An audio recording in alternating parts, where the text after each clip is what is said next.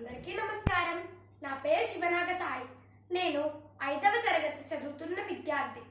ఈరోజు నేను తాండ్ర చిరంజీవి గారిచే రచించబడిన ఒక కవితను మీకు వినిపించబోతున్నాను.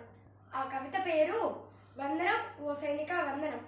వందనం ఓ సైనిక వందనం, వందనం ఓ నాయక వందనం. ముందున్నది ముప్పని తెలిసి ముందడుగేసిన నీ మొండె దయ్యానికి వందనం. వెన్నుపోట పొడిచే విరోధులు ఉండే దారినించిన నీ వీరత్వానికి వందనం. మృత్యుని వెంట పెట్టుకు తిరిగే నీ తెగింపుకు వందనం.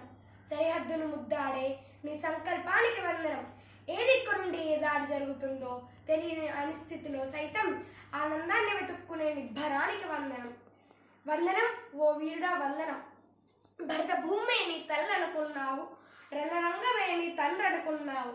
భరతమాతకు నీ భవిష్యత్తును అంకితం చేశావు.